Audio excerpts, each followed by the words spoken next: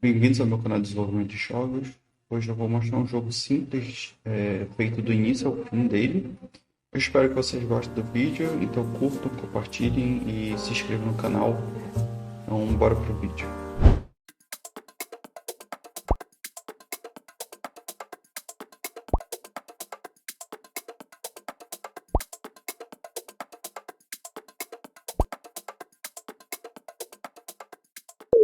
A gente já está com o projeto criado, então a gente vai ver como é que funciona o jogo sem nenhuma linha de código inicialmente. Então, a ideia aqui é explicar tudo do jogo sem fazer nada de código nesse momento. Então, para representar o jogo, eu vou usar alguns blocos simples, mas antes eu quero que percebam a câmera, a configuração da câmera. Ela está numa configuração em perspectiva, então a gente enxerga ela amplamente, jogando num raio grande a visão. Então é como se fosse nosso olho humano, a gente enxerga em cone, a gente não enxerga em linha reta. Mas a gente está fazendo um jogo 2D, e um jogo 2D a gente quer enxergar dessa forma em linha reta. Então a gente faz a mudança desse projection dela, desse parâmetro, para orthographic. Aí pode ver que ficou mais reta a visão agora. Colocando perspectiva, ela pega uma área de atuação muito grande, e aí quando muda para orthographic, ela fica muito pequena. Exatamente esse size dela, bem aqui. Então aqui a gente consegue visualizar em linha reta, e isso é perfeito com o jogo 2D, que é a gente visualiza tudo de frente. Fica totalmente reto com o nosso plano de visão. Então vou adicionar alguns elementos. Pode ver que nossa parte de objeto 2D não tem nada aqui, então vou adicionar alguns pacotes para o nosso jogo. Primeiro a gente vem nessa aba, Package Manager. Se ela não estiver aberta no projeto de vocês, pode vir em Window. E aqui dentro a gente tem Package Manager. Aí, apertando nisso, ele vai abrir essa aba para a gente. Abriu essa aba, nesse menu, que é Unity Registry, a gente procura 2D Sprite. Então com esse 2D Sprite a gente faz a instalação.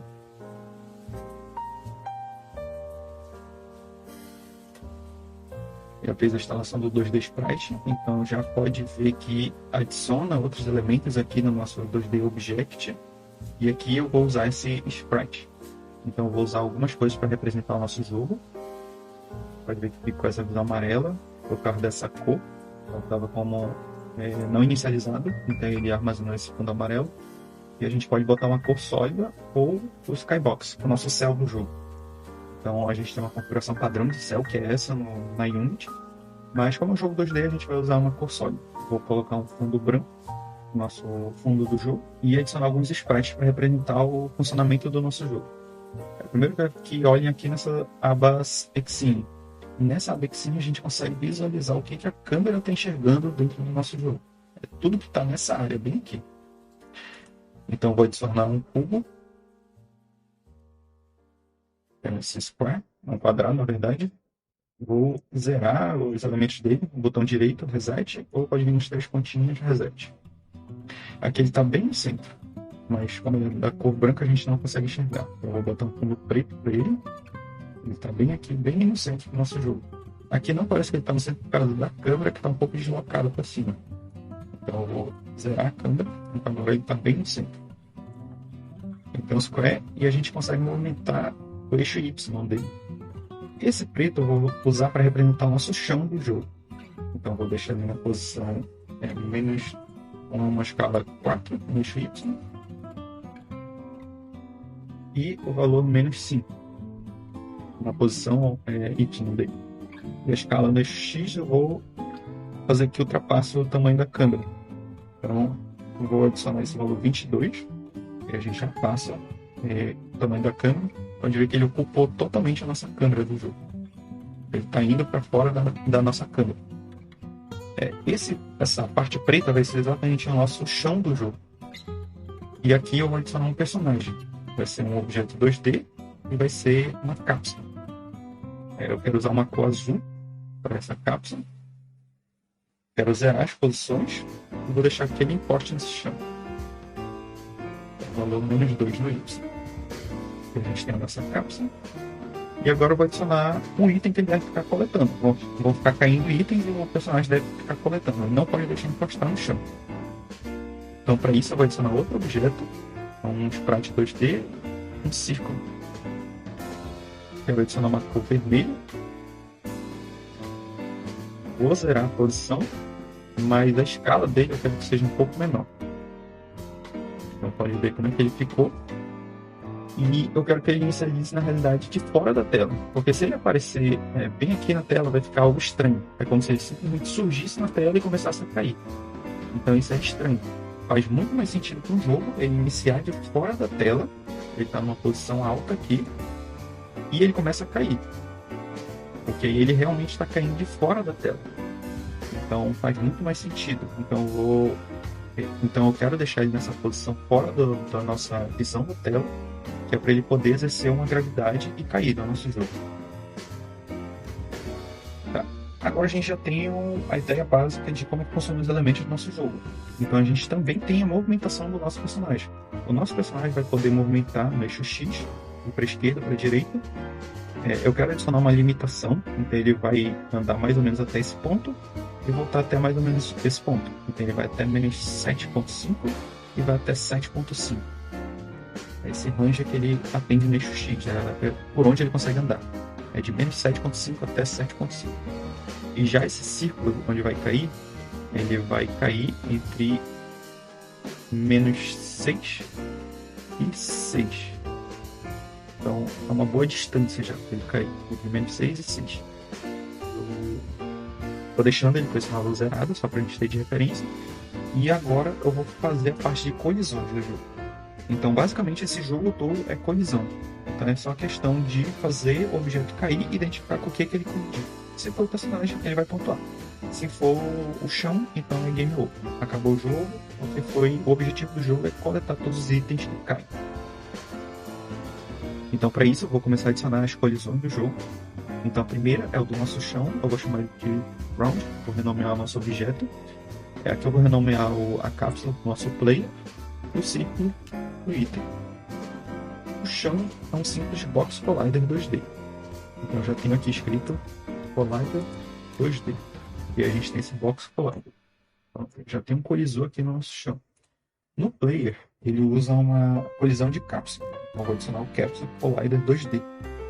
E no item, ele é um círculo. Então, eu vou usar o Circle Collider 2D. Eu quero botar uma movimentação para o nosso personagem e eu quero que o item também caia. Então, isso também é uma movimentação. Para fazer física no jogo, a gente usa o Rigid Body. Esse Rigid Body é como se a gente dissesse nosso objeto começa a ter um corpo. E esse corpo começa a ter física em cima dele. Então, isso que é o corpo rígido. Está botando um corpo no nosso objeto e fazendo que as leis da física falem nele. Então eu vou adicionar esse componente, como eu falei, é o Rigid Body. Como a gente está no ambiente 2D, a gente adiciona o 2D dele e a mesma coisa no item. E só de executar, a gente já vai ver o objeto caindo. Esse item que a gente vai coletar já vai cair. Ele teve essa queda. Caiu bem aqui e eu quero que observe o seguinte. Eu vou movimentar o personagem um pouquinho para a direita. Então pode ver que a bola caiu e empurrou o nosso player para a direita. E com isso fez ele tombar. Mas só que eu não quero que ele tenha esse tombamento. Eu não quero que ele caia para os lados, eu não quero que ele rotacione. Então para solucionar isso, a gente pode dizer para o nosso corpo rígido, nosso corpo, dizer para ele, olha, eu não quero que rotacione nada nesse cara.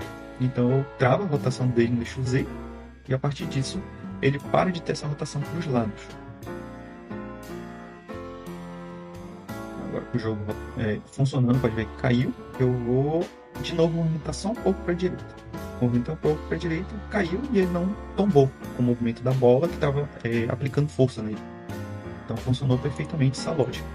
Pode ver que a bolinha está caindo para o infinito, mas o objetivo é que ela identifique a colisão e aconteça alguma coisa através dessa colisão. Mas no momento, o que interessa pra gente é o movimento do personagem. Então ele vai ser a primeira coisa que eu vou fazer é o movimento dele. Então para isso eu quero criar uma pasta chamada script. Dentro dela eu vou criar um cara chamado player controller. Aqui a gente já tem o nosso script aberto, que é o player controller. E o Unity, por padrão, ele adiciona esses dois métodos em todos os scripts. Esse start e esse update. O update é mais simples de explicar porque ele é simplesmente algo que é executado frame a frame do nosso jogo. Se algum objeto do nosso jogo tiver esse script adicionado, ele vai executar esse update a todo frame. O start, ele é executado na inicialização do objeto, ou seja, quando ele ganha vida, aquela cena é inicializada, o nosso objeto executa esse start. Ele executa uma única vez exatamente na inicialização desse objeto. Tem o que é chamado ciclo de vida dos objetos na Unity. A gente tem alguns outros métodos como awake, enable, disable, destroy, start, update, late update, tem vários. Mas para esse momento e para esse jogo a gente só vai precisar do start e update. Então por isso que eu estou explicando só esses dois. E também porque são os que a Unity adiciona por padrão em todos os scripts. Eu vou remover esses comentários. E agora eu vou programar um pouquinho em cima disso e depois explicar a lógica do código. Então, o que eu fiz nesse código? Eu adicionei uma referência ao nosso corpo rígido para a gente poder adicionar uma velocidade nele. E no update eu consigo visualizar, eu consigo receber o valor que está sendo dado no teclado. Então, quando o jogador pressiona para os lados, ou seja, setinha para a esquerda, direita, tem um WSD, então se ele pressionar o A ou o D, então ele vai para a esquerda ou para a direita, dependendo daquele que ele pressionou. Então, esse edge axis e esse parâmetro horizontal, ele pega exatamente esse valor. Então, se eu pressionei para a esquerda, vai ser menos 1. Se eu pressionei para a direita, é mais 1.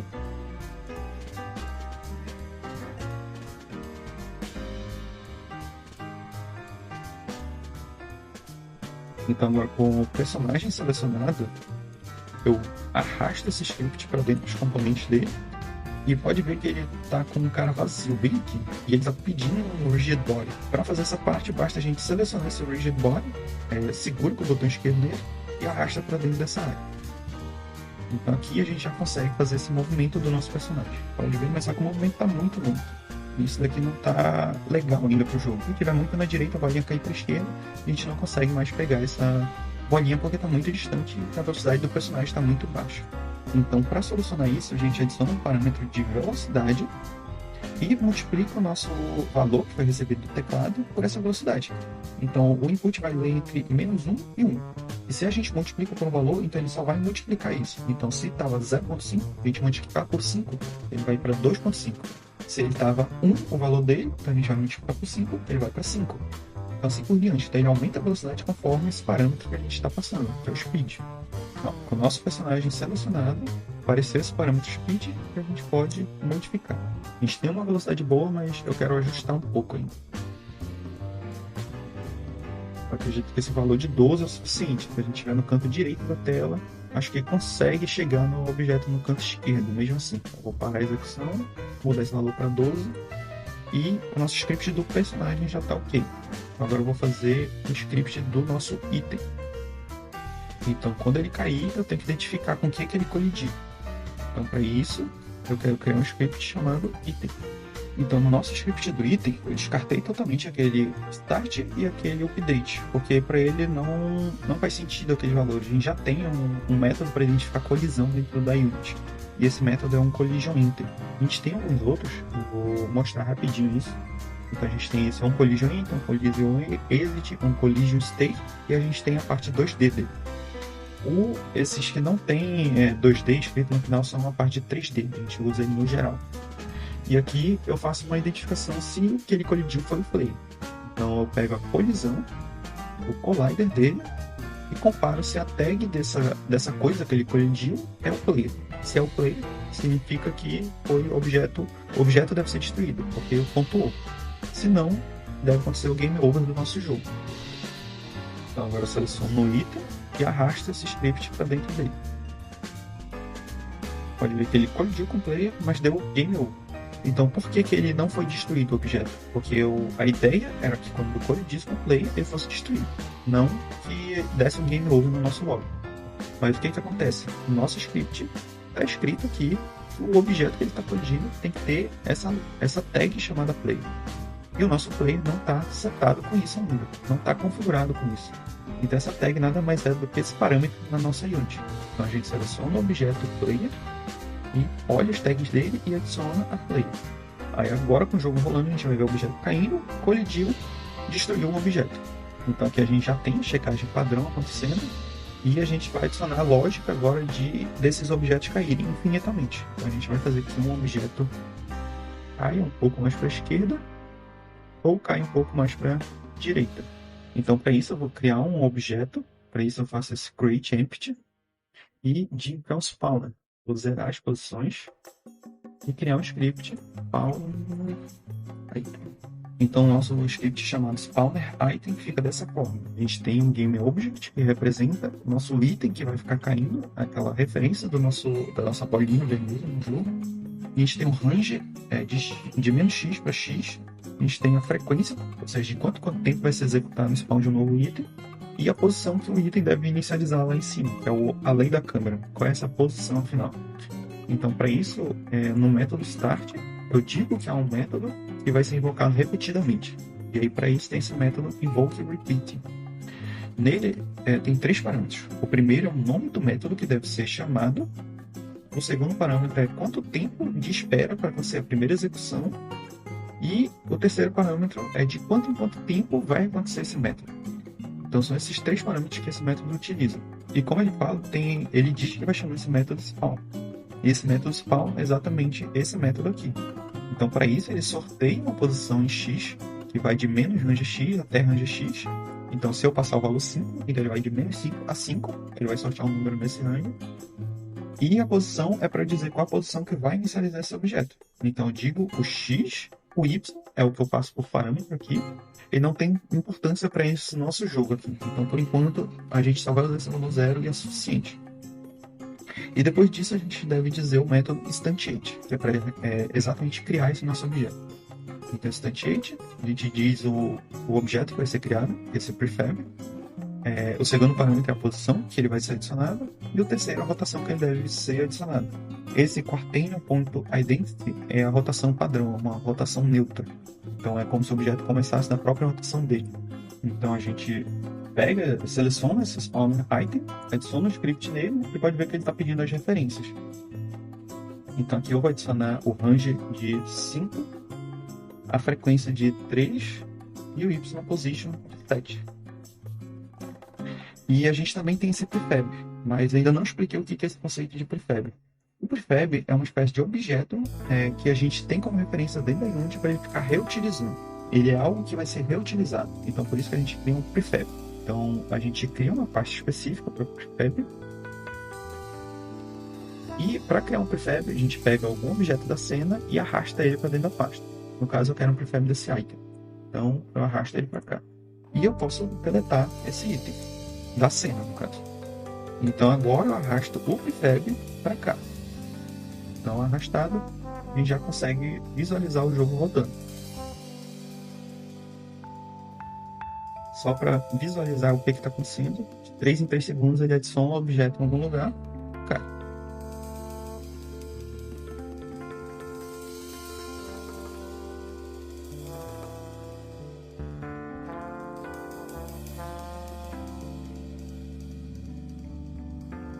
Já dá para ver que a lógica do jogo está acontecendo aqui. Falta agora um placar para simbolizar o quantos objetos já foram pegos e representar também o game over do jogo. Então, para criar o placar, a gente vem com o botão direito aqui nessa parte da cena, vem UI, e eu vou adicionar um Text Mesh Pro. No projeto de vocês, deve pedir para instalar esse Text Mesh Pro ainda. Vão aparecer 2 botões e só um que pode ser pressionado. Então, vocês vão pressionar nesse objeto que ele vai importar o Text Mesh Pro para o projeto. E a partir disso, continua essa execução aqui. Então, para isso, eu adicionei um objeto. Vou deixar ele centralizado embaixo.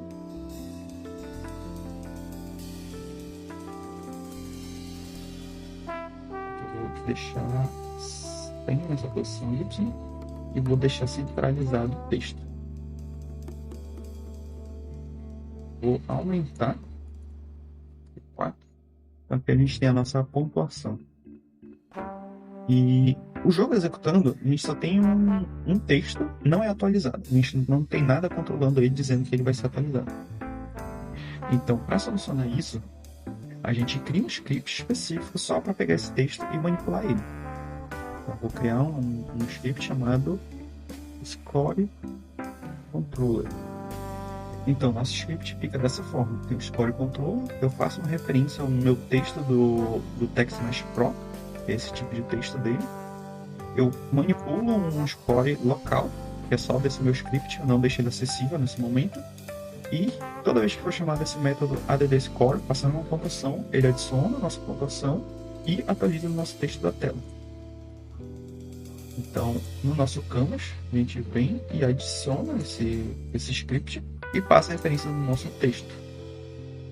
Então agora toda vez que for executado aquele método, ele vai chamar esse texto que está passado como referência aqui e logo depois atualiza a pontuação que está no script e atualiza o texto. Mas pode ver que eu ainda não fiz nada chamando esse script. Então para fazer isso a gente tem que fazer na lógica do item, porque é ele que diz quando um objeto é coletivo com player ou não. Então para atualizar o script, eu passo uma referência a esse script que está na nossa tela. Então, o que esse método faz é que esse find first object by type, ele procura algum objeto que tem esse script nele. Como a gente tem um único objeto que tem esse script, ele vai retornar exatamente esse script, o único objeto, e aí a partir dele a gente manipula o script que está nele. Então, aí a gente chama esse método de score e adiciona quantos pontos a gente quiser. Agora com o nosso jogo rolando, então toda vez que coleta algum dos itens, é atualizado nosso placar. Daqui a gente já tem um jogo básico funcional aqui. Agora eu quero fazer a troca dos assets. Por enquanto a gente só tem formas geométricas simples. Isso daqui é a nossa base do jogo. Agora eu vou fazer a troca de imagens do nosso jogo. Então para isso, eu vou vir em Package Manager, eu vou adicionar esse pacote chamado Pixel Adventure 1. Ele fica na página da Asset Story da Unity. Então basta você logar na página, comprar esse pacote, ele é gratuito, então na hora de comprar não precisa nenhum dado de cartão ou nenhum pagamento. Então, ele vai ser adicionado na sua conta e depois você vem na Unity e pesquisa ele nessa aba, Package Manager, aqui dentro dessa My Assets. E só pesquisar pelo nome. Aqui a gente já tem esse pacote e importa ele. Vai ter um botão para download e depois faz esse import. Para fazer o personagem ser adicionado, basta a gente vir aqui nessa pasta, Pixel Adventure 1, Assets, Main Character. Eu vou utilizar esse Virtual Guy, mas pode usar qualquer um dos outros. Pode olhar essa pose idle dele e arrastar uma dessas imagens para cá. Adicionou a imagem, pode ver que ela ficou muito pequena. Para solucionar isso, eu vou dizer exatamente a resolução dela. Aqui está dizendo que é 32 por 32. Então eu vou dizer que esse pixel per unit é 32. Aplicou, pode ver que já ficou num tamanho melhor. Para isso a gente corrige agora o colisor dele e a posição. Nossa cápsula está dessa forma, mas eu vou optar por modificar ela para um Circle Collider. Acho que vai ficar uma colisão mais fácil de identificar. Circle Collider, vou diminuir height 0.4, diminuir o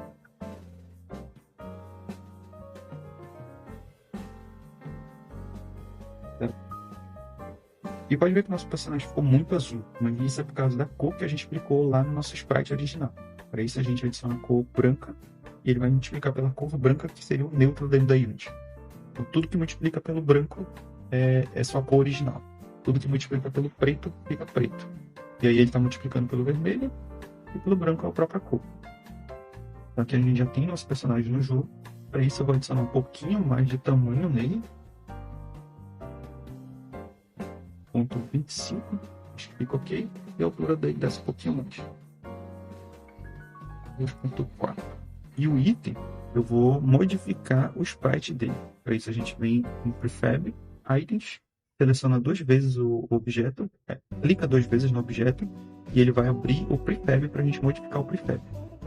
Ele abriu aqui, a gente vai procurar uma fruta.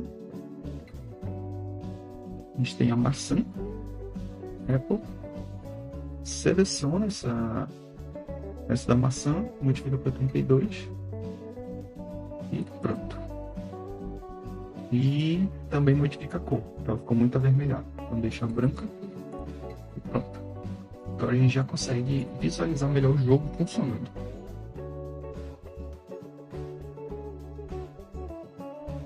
Pode ver que a maçã ainda ficou muito pequena, mesmo com essa dimensão 32.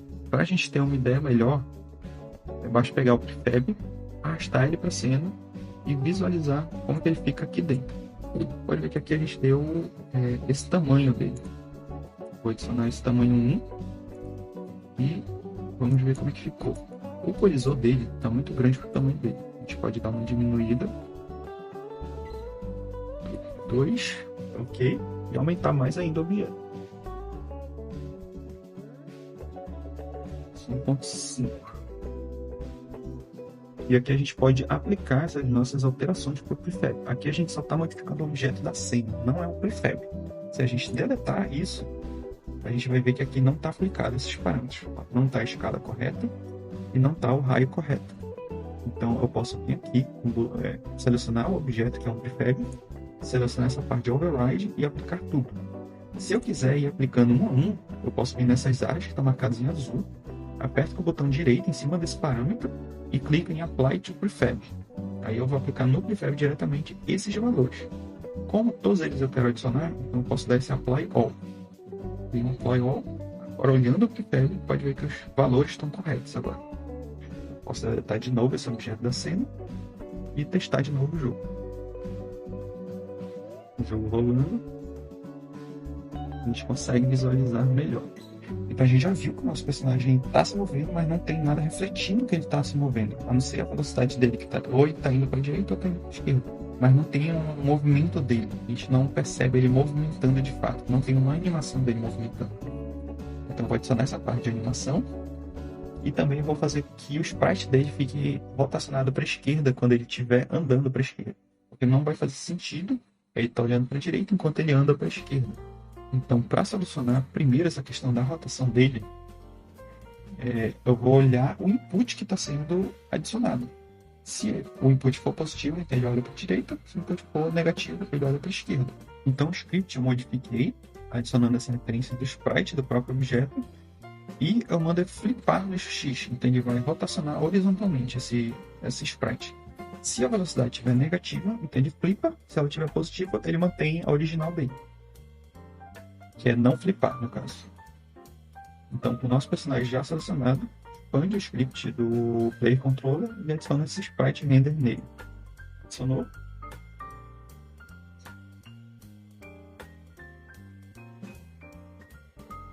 Já pode ver que a rotação está acontecendo. Ele está olhando para o lado que ele está se movendo, pelo menos. Agora falta adicionar um movimento nele. Para adicionar um movimento, eu vou criar uma pasta animação.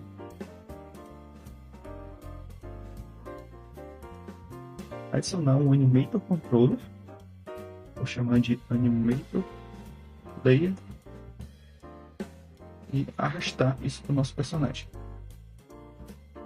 Então eu peguei o Animator, deixei selecionado o Player e arrastei para dentro dos componentes dele. Agora com o Player selecionado, eu venho Windows, Animation, Animator e também o Windows Animation. A gente tem essas duas abas. Primeiro eu vou selecionar o Player, criar uma animação. Para isso a gente está criando dentro daquela pasta Animation. Eu vou dizer que o nome dela é Min Idol, que é a animação de idol do nosso personagem. Para isso a gente vai em Pixel Adventure 1, Assets, Main Character, Virtual Boy, e a gente olha o idol dele. Agora seleciona todas as imagens e arrasta aqui para dentro. E aqui é a questão de visualizar os valores. Para visualizar melhor, eu vou deixar essas abas aqui embaixo, junto com essa console aqui. Mesma coisa. E agora a gente visualiza dando play. Pode ver que isso daqui está aparecendo, está um pouco rápido. A gente tem essa área bem aqui, que é a quantidade de frames que vão ser executados por segundo. Se ela não estiver aparecendo para vocês, basta vir nesses três pontinhos de baixo e adicionar esse Show Samples Rate. Deixa ele marcado e aí a gente consegue modificar. Isso daqui é a quantidade de frames que passam por segundo na nossa animação. Pode ver que ficou um pouco mais lento. Se quiser modificar, para deixar mais rápido a gente aumenta, para deixar mais lento a gente diminui. Eu vou adicionar o valor 20, um pouco mais rápido. Adicionar o valor 30. Acredito que ficou ok agora. Esse valor 30. Eu também vou adicionar uma outra animação. Ainda com o nosso preço selecionado, é só vir aqui nessa parte que lista as animações e adicionar uma outra. Aqui eu vou adicionar uma chamada Run. Com Run adicionado, vou procurar de novo os frames e adiciono aqui. Vou dar a mesma velocidade e testar. Pode ver que o frame dele está muito pequeno, então para ele a gente diminui para 32, ele vai coincidir com o outro. Pronto. daqui é a nossa animação de correr. Aqui pode ver que a gente tem as duas animações, mas não tem nenhuma lógica de transitar entre elas. Para isso eu vou adicionar só um parâmetro para isso, que é um booleano, que é para simbolizar se ele está correndo ou não. Se ele não estiver correndo, ele se mantém idle. Se ele estiver correndo, ele vai para o run. Então a gente seleciona o objeto que quer transitar e para onde ele vai transitar. E agora seleciona essa transição e diz o que tem que estar acontecendo para ele fazer essa transição. A gente tem que dizer que o run tem que estar true para ele poder ir para o run. Para isso eu vou zerar esses valores, que é para ele poder transitar no mesmo momento. Então quando ele identificar que está true esse run, ele já vai para outra dimensão. E a mesma coisa tem que ter na volta. Então seleciona esse de baixo, que é o run, e joga para ele. Seleciona a transição, zero os valores e digo que esse run tem que estar falso. Então, agora com a modificação do script, ele fica dessa forma. A gente tem uma referência para o animator da Unity, que é aquele componente que foi adicionado no nosso play. E aqui no final do nosso update, a gente seta aquele booleano que eu falei lá no nosso animator. Ele tem o nome run. E eu digo que se a velocidade for maior que 0.05, isso significa que ele está correndo. Então ele seta para true. Se ela for menor do que 0.05, ele joga como falso. Significa que ele está parado a velocidade dele. Como eu seto isso um pouquinho antes, e só explicando melhor, que isso daqui é um mapper app.abs. Esse ABS é um valor absoluto. Então é como se fosse o módulo da matemática. Então se a gente passa menos 5, ele vai mudar para 5. Se a gente passa 5, ele continua com o valor 5. Ele só pega o lado positivo de qualquer número que eu passar. Esse que é esse map ABS. Então se ele está com valor inferior a 0.75, significa que ele está parado.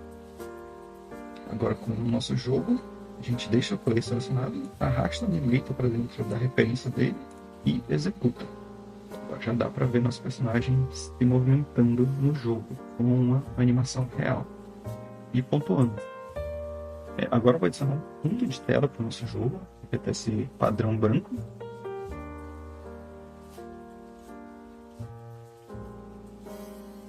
Eu resetei a posição e agora eu vou pegar um dos fundos. Esse asset background, vou adicionar esse brown.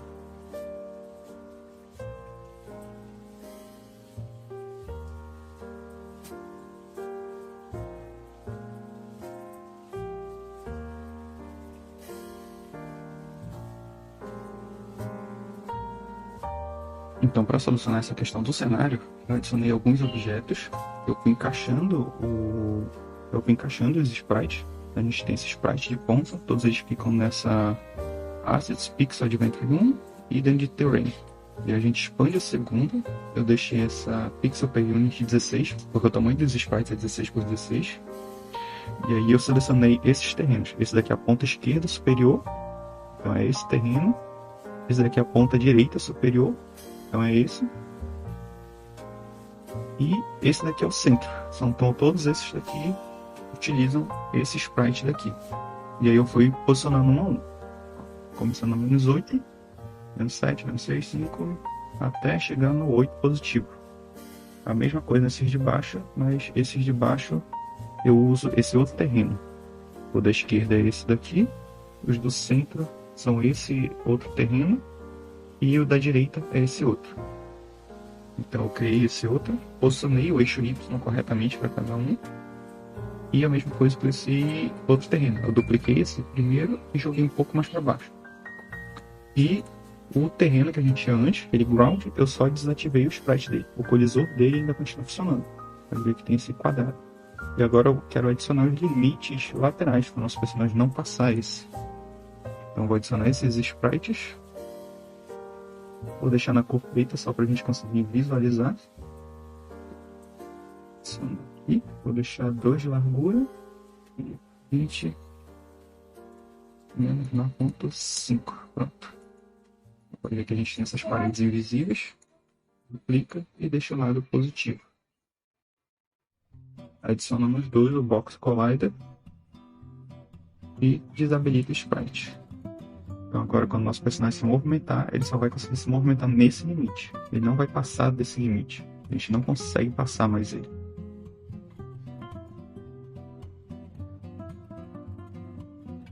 Então o script do Score Controller fica dessa forma agora. A gente tem um painel de Game Over. No Start a gente desabilita ele para deixar realmente confirmado, para a gente não acabar esquecendo, ele ativa na cena e ele ficar desativado logo de início. A gente confirma no Start, desabilitando ele. A gente tem o Game Over que acontece nele, que é para exatamente mostrar esse painel. E a gente tem as duas ações que vão ter nele, que é o botão de Restart e o botão de saída do jogo. O botão de sair tem uma particularidade que é exatamente a execução do application.quit. Esse application.quit só funciona no jogo já buildado, ou seja, o jogo já funcionando na máquina, no Windows, rodando no Windows, ou ele sendo executado no Android, iOS, aí ele executa esse script e sai da aplicação. Dentro do editor da Unity, a gente pode usar esse application.exit play mode, aí ele para a execução, usando isso. E para confirmar se a gente está no editor da Unity, a gente usa esse tipo de if. Desse tipo de if a gente confirma se está dentro do editor. Se está dentro do editor, executa essa e sair, não essa outra. E esse botão do restart, a gente está lendo a cena a partir da cena atual. A gente pega a cena que a gente está e reinicia ela. E dentro do item a gente pega essa referência. Então o código estava aqui dentro para referência ao score controle, agora eu puxei ele para fora do if. E quando ele encontra o play, ele adiciona o score, senão ele dá o game over. Então aqui eu criei um painel de fundo. Tem esse painel no fundo aqui que é escuro. Esse painel um pouco mais à frente é o do game over. A partir dele eu adicionei esse texto chamado game over, meu tamanho de 150. Deixei alinhado com o topo da tela. Fonte, eu vou deixar 48 na fonte, centralizar tanto verticalmente quanto horizontalmente, e adicionar os dois botões, os dois com altura de 50, os dois com altura de 50 e o quit um pouco mais abaixo, 100 pixels abaixo. Então eles ficam dessa forma. E agora tem que adicionar a função dos botões. Então para isso a gente ainda tem que adicionar o painel, que é ele que a gente vai ocultar logo no início. Então fica assim o jogo sem ele. A gente já tem o canvas e os botões a gente precisa adicionar as ações. Então a gente adiciona esse maisinho, arrasta o canvas e vai no Score Controller e adiciona o botão Start. É a mesma coisa para o quit. Arrasta o canvas e adiciona o btn quit. Agora bora ver o nosso jogo rodando.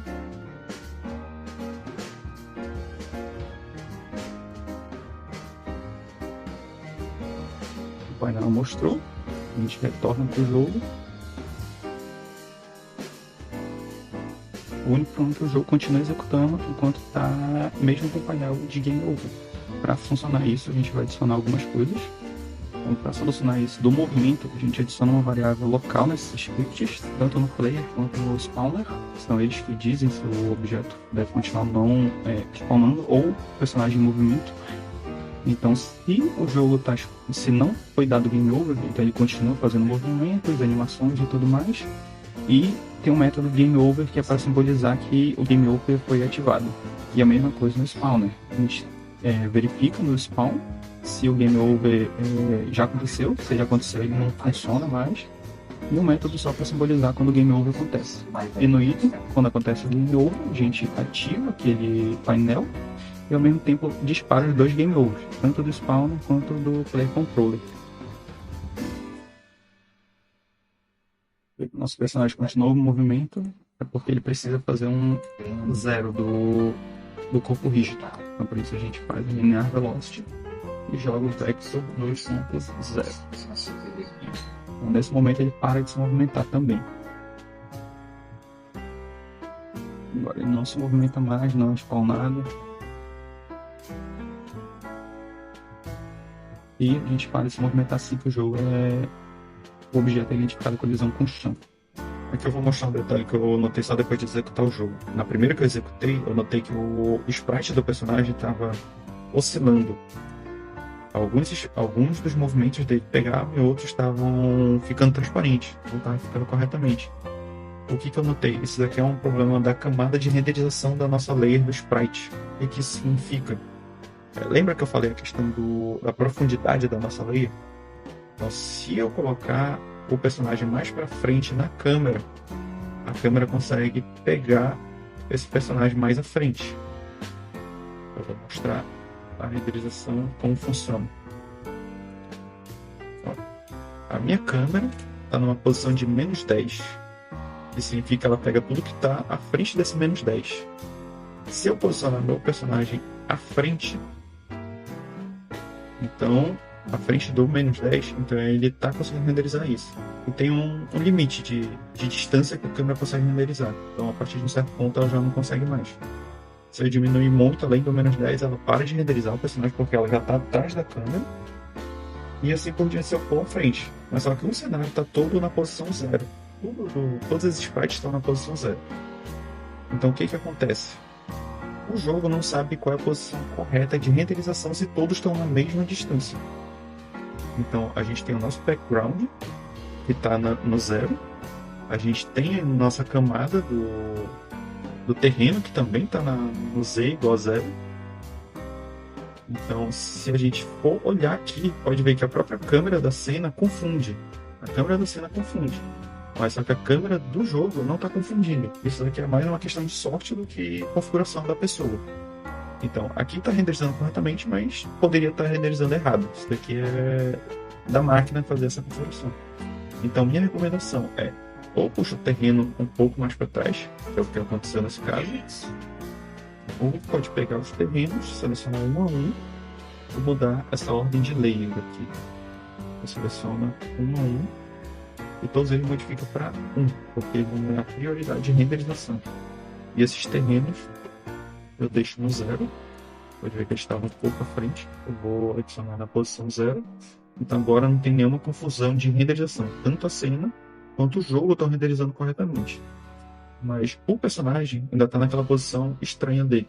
Se eu colocar ele um pouco à frente, ele renderiza correto, mas se eu executar o jogo, a renderização dele vai ficar incorreta.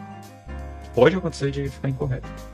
Então, percebe como tem um terreno que fica um pouco à frente. Apesar de ele estar no mesmo 0 de posição, a layer de renderização está à frente. Isso significa que mesmo na mesma posição, quem tem prioridade de renderização vai ser renderizado à frente dos outros.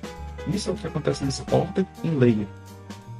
Então fiz todo o terreno ficar nessa layer e agora eu posso fazer que o play fique uma acima do terreno.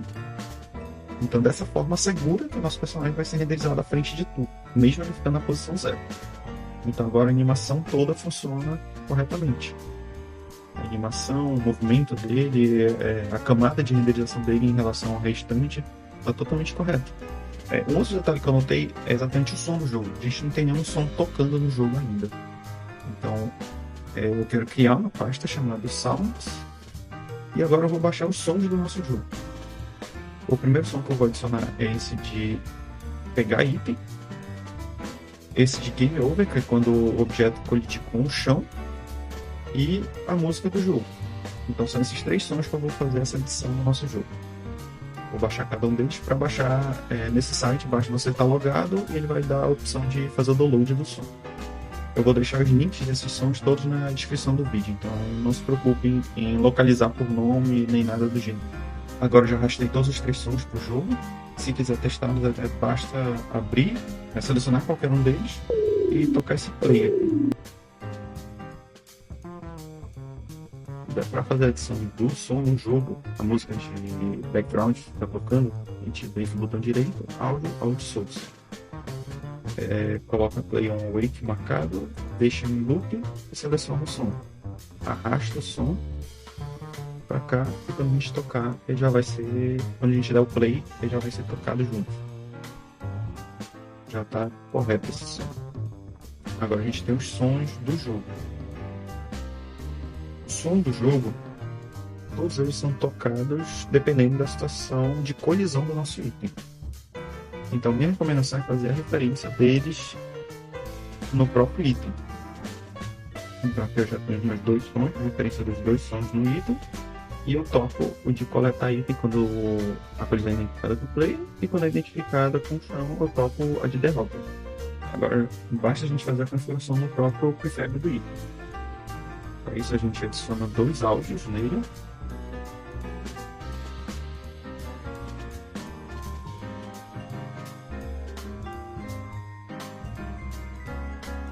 A gente remove o play on await deles, adiciona os sons. Esse é o de Game Over, então deixa no loser e o cat é esse outro. E agora a gente dá as referências. Cat é SFX Cat e o Lose é o de baixo. Veja as referências. Deixa eu dar o play para ver como ficou. E agora com o nosso jogo rolando,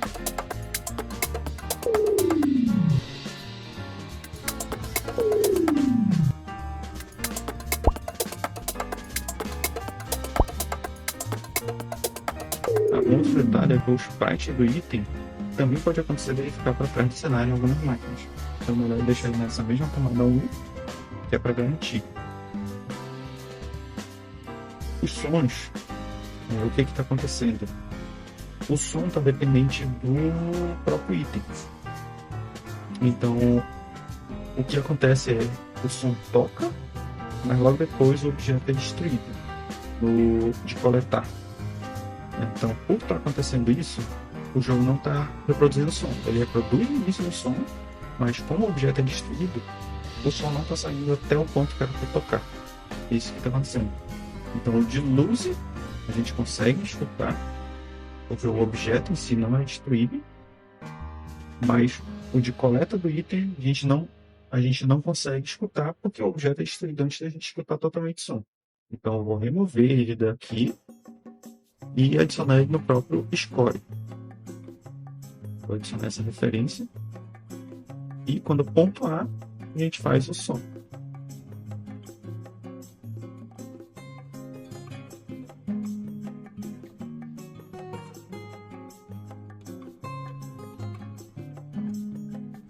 A gente remove esse som de coleta, sai do prefere, seleciona o canvas e adiciona um som aqui dentro do próprio canvas. Isso não é problema.